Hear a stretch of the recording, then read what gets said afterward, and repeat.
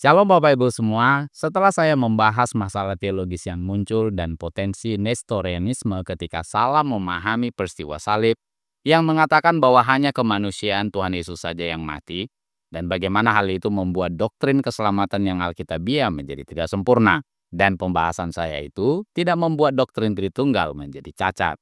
Nah, kali ini kita akan membahas potensi Apollinarianisme ketika salah memahami perkataan Tuhan Yesus pada peristiwa salib di dalam Lukas 23 ayat 46 dan Yohanes 19 ayat 30 yang menuliskan, "Ya Bapa, ke dalam tanganmu kuserahkan nyawaku." Kalau kita perhatikan dalam teks Yunaninya, nyawa dalam ayat ini diterjemahkan dari kata pneuma yang berarti roh atau nafas hidup. Jadi dengan kata lain, Tuhan Yesus menyerahkan rohnya atau nafas hidupnya kepada Bapa.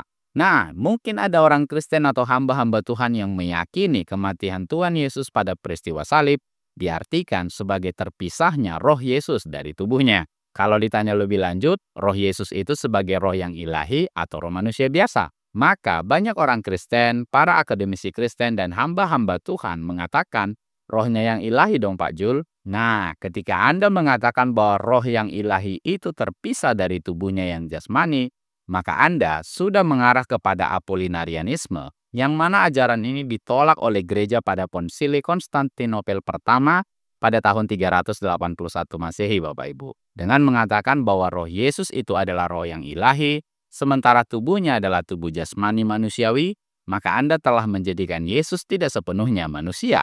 Anda telah membuat Yesus sebagai pribadi dengan campuran keilahian dengan kemanusiaannya. Dan itulah yang diajarkan oleh Apollinarius, Bapak Ibu, seorang bisop Laodikia yang ada di Syria.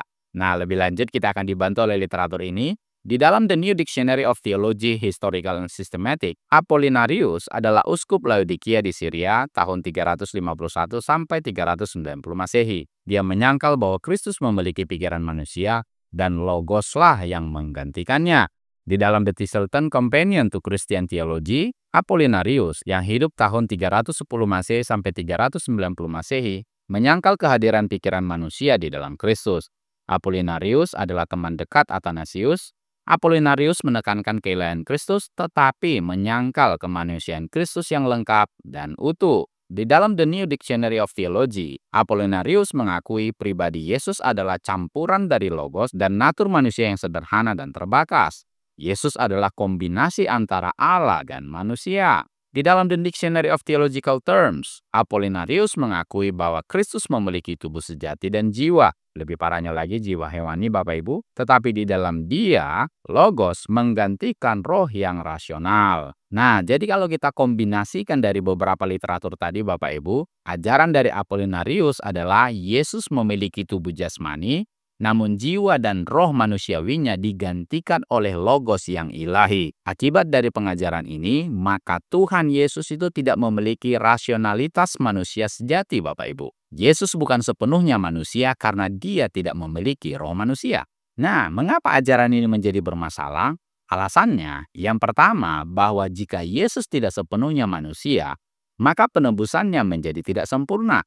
Ini kaitannya dengan doktrin keselamatan yang alkitabiah. Yang kedua, jika roh ilahi Yesus itu keluar dari tubuhnya yang jasmani pada kayu salib atau terpisah dari tubuhnya, maka ini akan membuat adanya pemisahan antara natur dalam pribadi Yesus. Dengan begitu, kita sudah memisahkan natur manusiawi Yesus dengan natur keilahiannya, bukan? Nah, itu yang sudah pernah saya bahas dalam beberapa video sebelumnya, Bapak Ibu. Ketika Anda memisahkan natur Yesus, itu mengarah kepada Nestorianisme. Terlalu menekankan keilahiannya dengan mengabaikan kemanusiaannya secara utuh, Bapak Ibu, mengarah kepada Apollinarianisme. Terlalu menekankan kemanusiaannya dan mengabaikan keilahiannya, maka itu mengarah kepada Arianisme. Memisahkan natur keilahiannya dengan natur kemanusiaannya, mengarah kepada Nestorianisme. Jadi bayangkan Bapak Ibu, potensi mengarah kepada Apollinarianisme, Arianisme, dan Nestorianisme bisa terjadi bersamaan ketika kita salah memahami peristiwa salib. Kita harus memiliki pemahaman yang tepat sesuai dengan Alkitab, memahami peristiwa salib dengan benar. Dan tentu memahami hal-hal lain juga di dalam Alkitab kita harus pahami dengan benar. Tidak lebih dan tidak kurang. Maka dari itu saya ingatkan kepada Bapak Ibu semua, hati-hati memilih guru atau menonton konten-konten yang seolah-olah tampak benar padahal tidak. Hati-hati menonton konten-konten yang mengatakan ajaran murtadin channel tidak biasa Ilyas Zulkifli adalah ajaran yang sesat atau bidat. Masa si Jul mengumpulin literatur-literatur Islam? Masa seorang murtadin mau mengajarin kita tentang teologi Kristen? Ada orang yang mengatakan, Jul, jangan ajarin kami tentang teologi Kristen. Kamu itu sesat.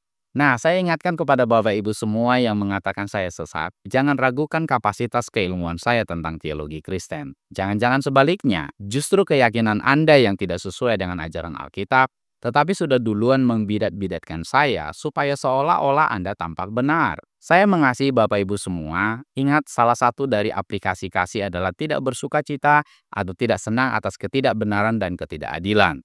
Pelajari Alkitab dengan sungguh-sungguh Bapak Ibu, jangan telan bulat-bulat semua pengajaran yang Anda dapat dari guru-guru Anda atau dari sosial media. Saring dan cerna berdasarkan teks-teks Alkitab. Sekalipun mungkin Anda bukanlah seorang lulusan atau mendapat pendidikan teologi, jangan malas belajar. Kita ini adalah murid Kristus Bapak Ibu. Murid yang berprestasi adalah murid yang rajin belajar. Nah, kembali kepada pembahasan kita kali ini. Nah, apa yang salah ketika kita memahami bahwa roh ilahi Yesuslah yang meninggalkan tubuhnya atau terpisah dari tubuhnya Bapak Ibu? Yang pertama, Yesus itu tampak seperti manusia, tetapi sebenarnya dia bukanlah manusia yang sejati karena dia tidak memiliki roh manusiawi dan pikiran manusiawi karena sudah digantikan oleh Logos. Dan itu yang diajarkan oleh Apollinarius. Yang kedua, keilahian dan kemanusiaan Yesus menjadi terpisah. Dan itu bertentangan dengan Konsili Kalsedon pada tahun 451 Masehi yang menolak Nestorianisme. Lantas, apa yang benar Pak Jul? Yang benar adalah kematian Yesus itu melibatkan natur Yesus secara utuh, natur manusiawinya dan natur ilahinya. Keilahiannya itu tetap bersatu dengan kemanusiaannya. Saya sudah pernah katakan dengan istilah communicatio idiomatum.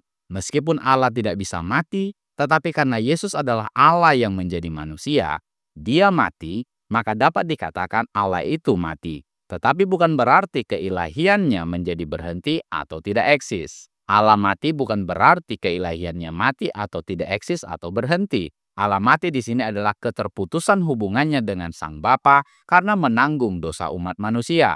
Yang mana dia menjadi dosa karena kita sesuai dengan 2 Korintus 5 ayat 21. Dia yang sudah disamakan dengan orang berdosa tidak bisa memiliki hubungan dengan Sang Bapa yang kudus tanpa dosa.